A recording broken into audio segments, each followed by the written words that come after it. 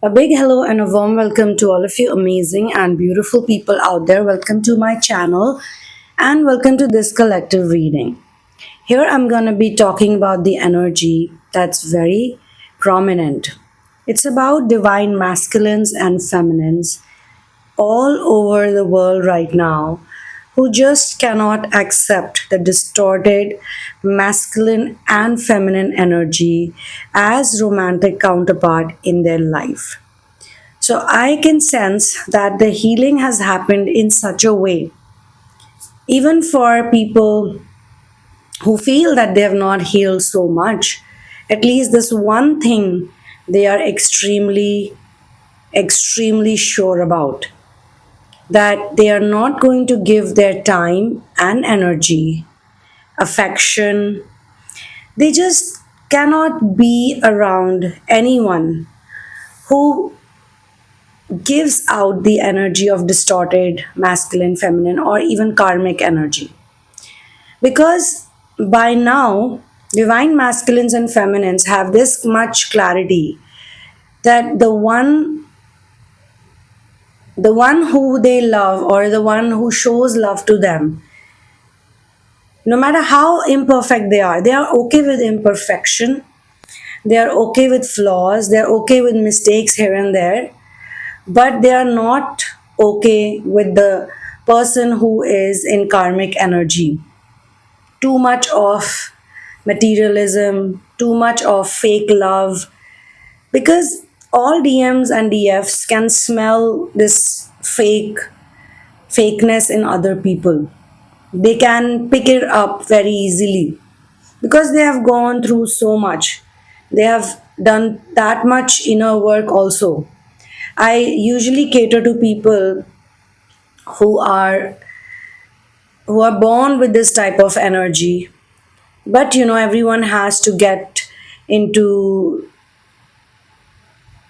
the certain layers of maya that is required.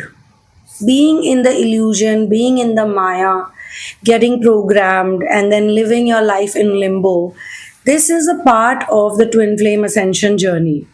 Once a person awakens, or you can say it's divine timing. So even if DMs and DFs are in limbo state, they are internally nice human beings. They are really good people.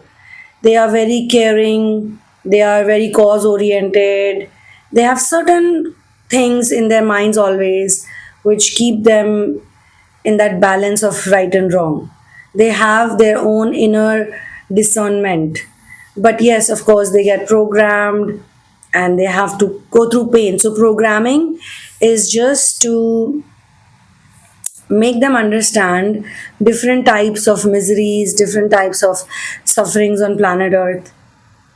Even for the healers, I would say that for myself also, so many things I had to endure and so many things I had to witness, I had to feel because I had to heal them, heal it for other people in the future.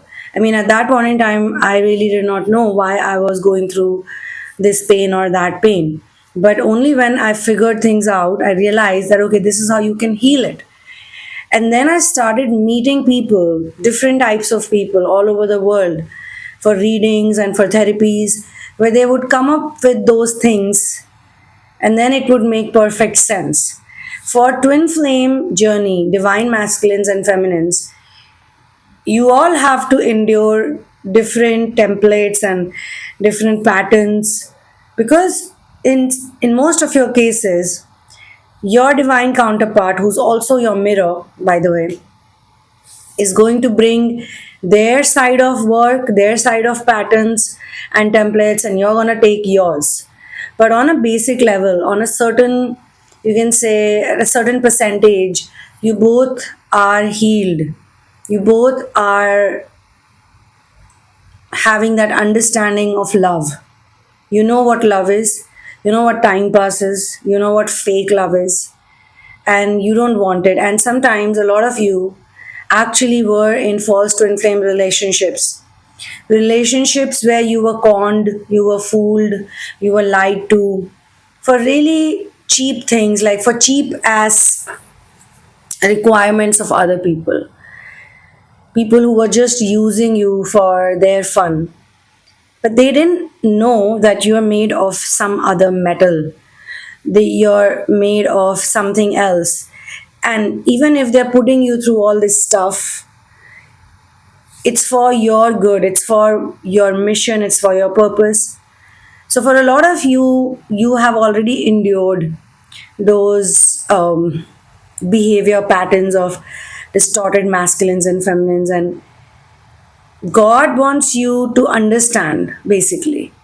God wants you to know all kinds of people. And it's not God actually. It's not like literally God. It's a God within you. Because you, before coming here to the planet, you chose every single pattern. You literally said, okay, I want this, I want that one too, and I want this one too. Okay, I'm going to take 12 of those, 15 of those. I'm going to take, okay, 5 of those. So you made a whole like list, a cart. You went shopping.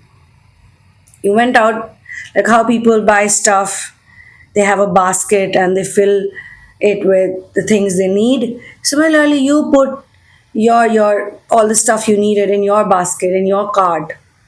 And then you said, okay, I'm ready to go for my mission on earth. Mission is, of course, love. Love is your mission. Love is a mission. And that's so interesting. We see all these things like sports and career and wars and whatnot. But at the end, it is love. You're here to understand love. Look at the stories of Shiva, Parvati, Radha, Krishna, Ram, Sita. Even if Mahabharata, if you read Mahabharata, if you're from the Western world, you must read Mahabharata. Because in the East, most people know about it. If you don't, then also please go ahead and read it or just check out the story. There is a huge element of love because you have so many of these couples right from the very beginning who endure curses, who endure pain, who endure separation, and finally Pandavas and Kauravas are born. These two group of brothers, cousins basically, who fight the great war of Mahabharata against each other. But all those stories, they're all love stories actually.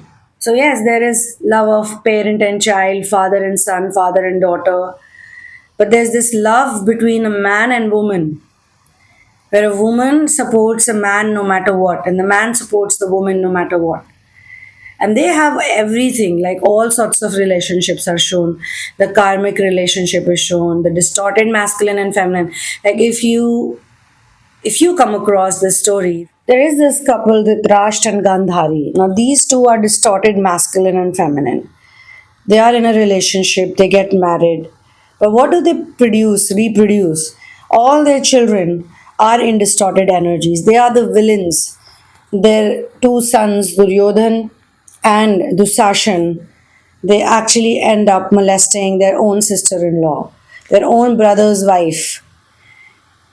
So these people, all of the distorted masculines and feminines, actually, if you look at them, you look at their upbringing, they don't have true love. Like, no matter how much trouble you, divine masculine or feminines, have gone through in life, but if you look at your parents, even if there are lots of things that you're upset with about your parents and you're upset with them for those things, those mistakes or those flaws, at the core your parents are good people.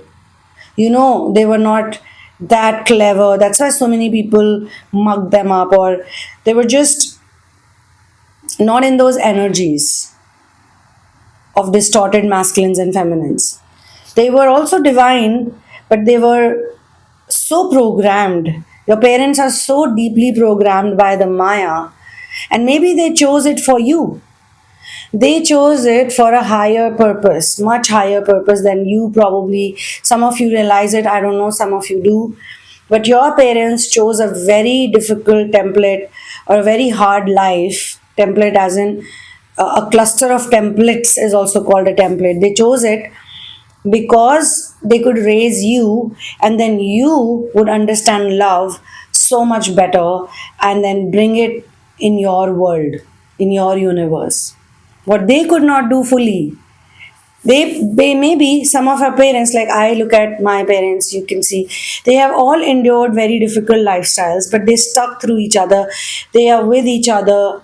Some of us have lost our parents, but or maybe one parent is there. Some of us maybe have separated parents. Some of us have like very strange dynamics in our households, but they remained with each other. They've stuck with each other. They've stayed together, and they've forgiven each other. As I said, yes, you guys also need to forgive your parents for a lot of things they've done. But at the same time, there is something good about your parents, something, maybe one of them, if not both, that they form this integrity or they form this pattern, this recognition of love within you. So now you don't want to be around the distorted masculines and feminines.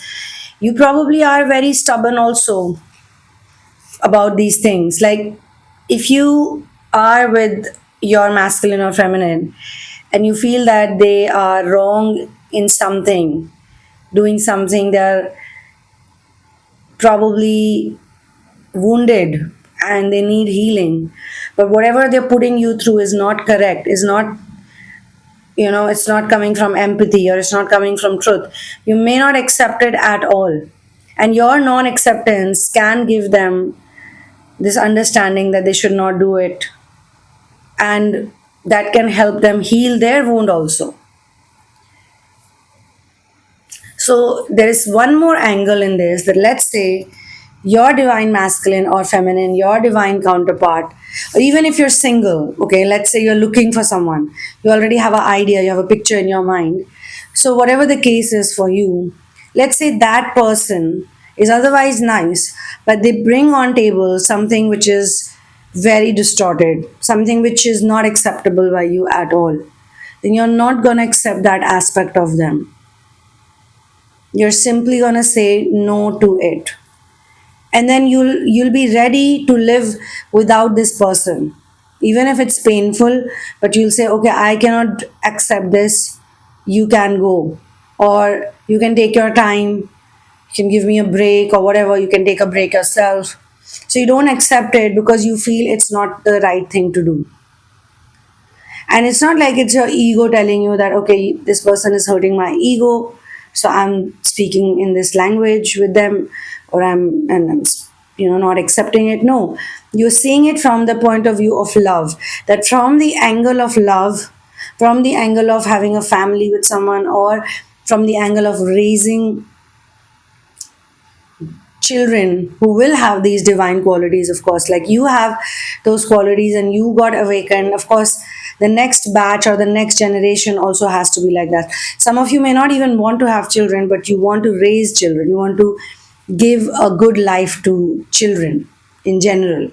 So you don't want to be with someone who brings onto the table these distorted principles of being human, which is not really being human in their full capacity, full potential.